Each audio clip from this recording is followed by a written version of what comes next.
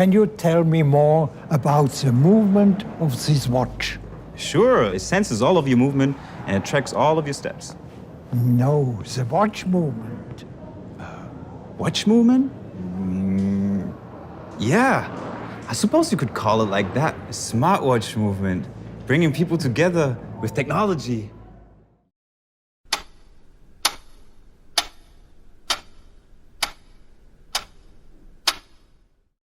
IWC, a brand known for their pilot pieces, most commonly known today for the big pilot and the big splash they made when they introduced the new model in 43mm. But the level of elegance and restraint that IWC shows with their Mark series of watches is admirable. They are simply beautiful.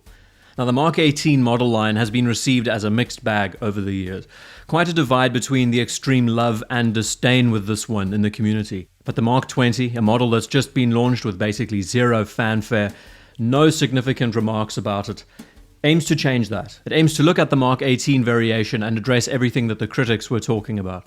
And maybe in this diagram that you're seeing of the watch right now, it doesn't look any different to the original variation, but trust me, virtually everything has changed. The simple fact of the matter is with watches is that the small things make the big differences, and this Mark XX is better in every way. And before we cruise any further into this video, on the wrist today is the Smith's 1969 W10. Interesting little fact about this watch, and something that's unknown to a lot of people, is that the caliber used in this watch is actually based off a JLC movement, the ones used in the iconic, the famous Mark XIs. So today you can choose to go down the route of looking at chronometer grade, pretty high-end pieces, or you can find these little vintage gems online.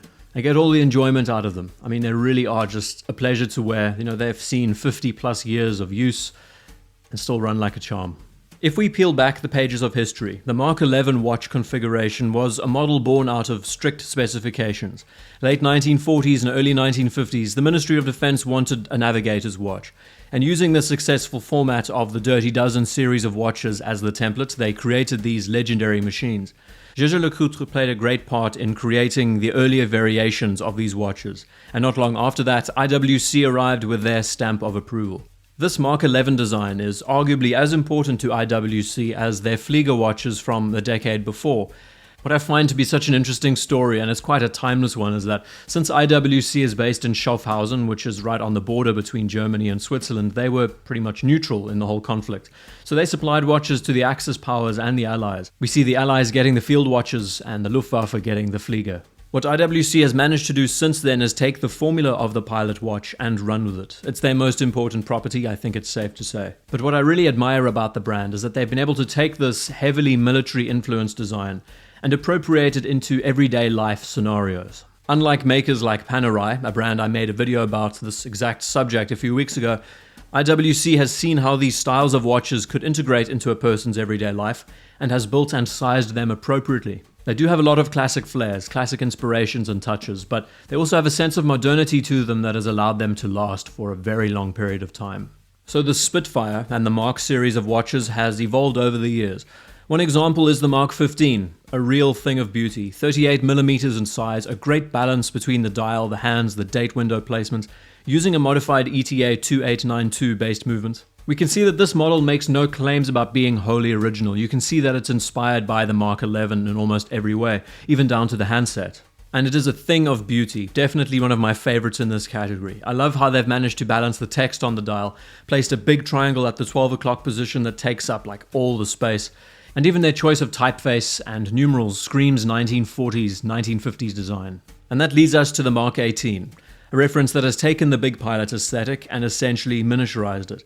And there's a big distinction between this model, the 18, and the 15. The typeface of the watch has changed, the size of the watch has increased, the triangle at the 12 has 2 dots on either side, calling back to Fliegers of the day. And the handset is the biggest obvious departure away from that classic approach.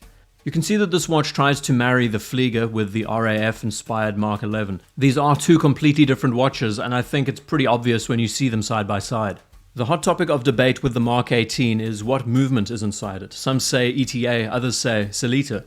And considering everything, the movement and the price of this watch is what has made most people hold a model like the Mark XVIII at arm's length. So taking all of that to heart, 6 years of production, the Mark XVIII with its few flaws, its few things that could be adjusted, the Mark XX arrives on the scene with no fanfare, no significant launch, release, barely any press. The first thing that's the game changer, this watch now uses an in-house caliber, not with a measly 38 or 42 hour power reserve, this one boasts 120 hours. The case loses 0.2 millimeters in thickness, the size remains at 40 millimeters, it has a shorter lug-to-lug length, it now measures 49 millimeters.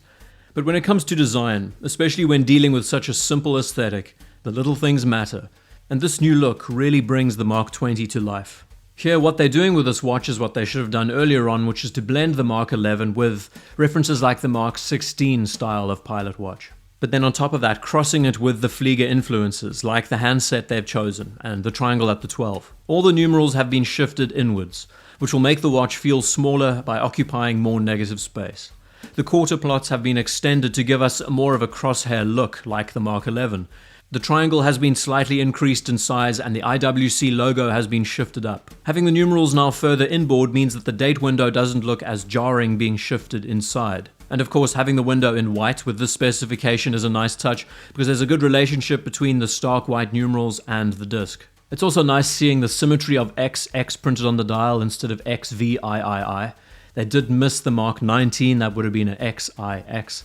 This is a lot cleaner. The bezel on this new model has now been polished instead of brushed, which will also add in the overall size and the visual play on how it sits on the wrist. And the piece has also been given a quick release strap integration. It's very easy to see when you compare the Mark XVIII to this new Mark XX that the 20 has a far more harmonious design. And maybe it's just my pedantic design brain, but I see this model to be simply better in every way. These small improvements will make such a difference to the overall presentation of this watch.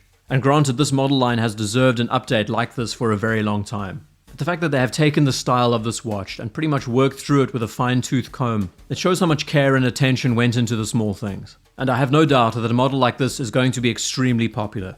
If you can't wear a 43mm watch, a big pilot, this is such a great alternative. You're now getting a truly original design that manages to marry the modern and vintage but does it appropriately. Keeping its style timeless, one to look at, and I think a model that a lot of people will enjoy. And I believe IWC deserves a huge congratulations for getting this piece so right.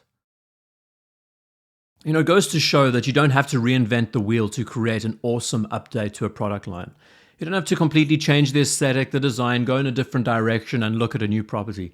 This Mark series of pieces have firmly established themselves as like one of the go-to pilot watches today, field watches in a more expensive category. What I also enjoy about this launch is that no one's talking about it, but it's also one of the best releases that IWC has done in a while. And isn't it amazing how some brands manage to do these kinds of releases, these facelifts that don't receive the fanfare, that aren't necessarily special unless you look at the smaller details, but it also looks like they put barely any effort into the launch. The result just speaks for itself. And I think a lot of manufacturers should be taking notes when it comes to a remodel like this.